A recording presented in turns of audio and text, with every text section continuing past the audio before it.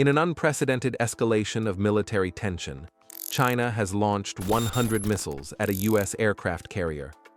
The world watches in disbelief as history unfolds in real time. What was once unimaginable is now a reality, and the consequences are more explosive than anyone could have anticipated. Stay tuned as we break down this shocking chain of events and explore the ending no one saw coming. A growing storm, the background to rising tensions. The confrontation between China and the US has been building for years. Trade wars, territorial disputes, and cyber espionage have created a climate of distrust. The South China Sea, a region rich in resources, has been a focal point of military buildup.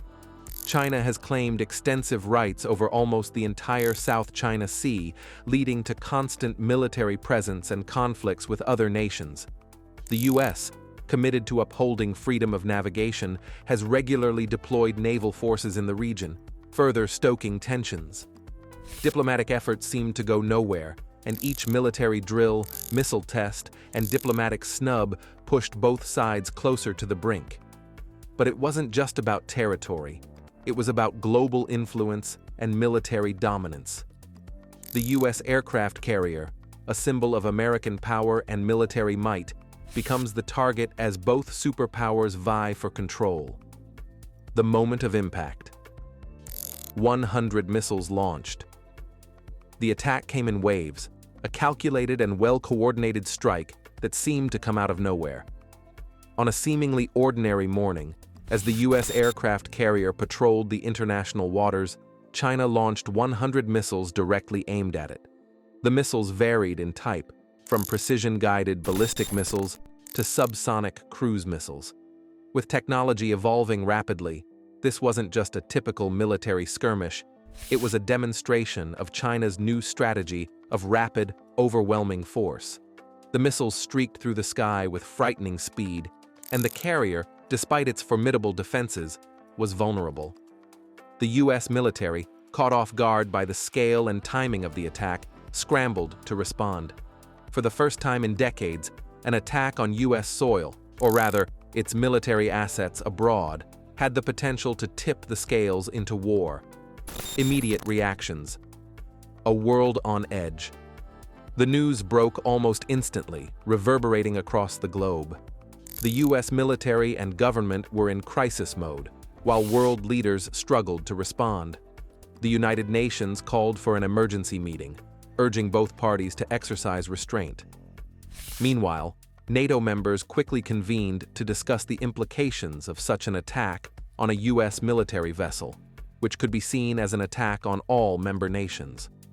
Public sentiment worldwide was split, with some condemning China for its aggression and others questioning why the U.S. continued to provoke China in such a volatile region.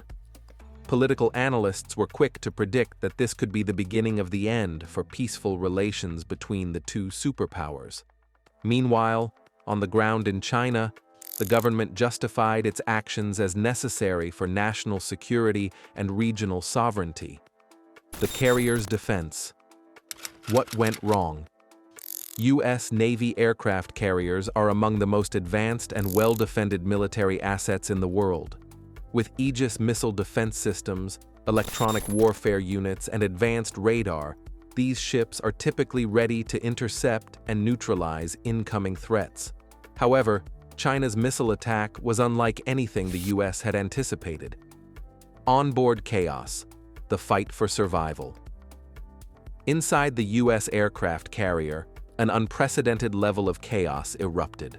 Crew members, many of whom had trained their entire careers for situations like this, were suddenly thrust into the fight of their lives. The attack came quickly and left little room for preparation. But the crew immediately swung into action, executing emergency protocols that they had rehearsed countless times. Fires broke out across multiple sections of the ship, and some compartments began to flood. Crew members scrambled to contain the fires, while others worked tirelessly to ensure the ship remained operational. It wasn't just about damage control. The crew had to fight for their survival. In addition to the physical damage, the emotional toll on the crew was immense. In the midst of the crisis, lives were lost, and many were injured. The severity of the attack raised serious questions about the carrier's ability to endure such an assault and whether it could continue to be an effective symbol of military power after such a devastating blow. The response: America's counterattack. As soon as the initial impact was assessed, the U.S. military responded with immediate force. U.S. Navy ships stationed in the region launched retaliatory strikes on Chinese military installations. Fighter jets took off from bases around the Pacific, engaging enemy targets with precision. The U.S. launched a series of airstrikes aimed at Chinese missile sites, radar installations, and other critical infrastructure. However, there was a major challenge. The U.S. had to act quickly without escalating the situation to full-scale war. Diplomats, military strategists, and political leaders all rushed to prevent further violence while managing the military's response. Simultaneously, the White House convened with advisors considering diplomatic, economic, and military retaliation. While the U.S. military demonstrated its strength, it was clear that no side could claim victory without the world suffering the consequences. The real question was, could this retaliation be seen as a proportional response, or would it further intensify the conflict? The global fallout. What happens next? As the story unfolded, the global economy braced for impact. Financial markets around the world plummeted in response to the uncertainty surrounding the situation. Trade routes were disrupted, and key international players began to take sides. Several countries in the Pacific Rim, who relied heavily on trade with both the U.S. and China, began to worry about the long-term economic implications of a full-scale war. Meanwhile, countries like Russia and India watched closely, weighing their options. Military alliances shifted, and some nations began making public statements of support for either the U.S. or China. Global power dynamics were in flux, with the possibility of a new Cold War era emerging.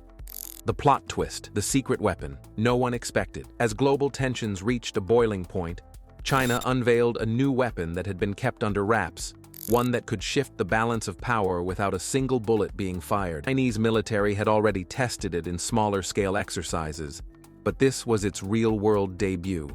It was able to disrupt the U.S. military's communication networks, making coordination nearly impossible. It wasn't just a missile attack anymore. It was an all-out technological assault on the very infrastructure that had supported U.S. power. The hidden players, global allies, and their roles. While the U.S. and China were at the center of the storm, the ripple effects of this missile attack were felt far beyond just the two superpowers. Some nations saw this as an opportunity to shift global power dynamics to their favor. Russia, with its close ties to China, voiced support for Beijing's actions, while several NATO members, including the UK and France, stood firmly behind the US, fearing the long-term implications of China's rising influence. They had to navigate their economic dependence on China while also maintaining strong defense ties with the US. Countries in the Middle East, Africa, and Europe started evaluating their own strategies in response to the crisis. Would this lead to new alliances and power blocs, or would it deepen existing fractures between the East and the West?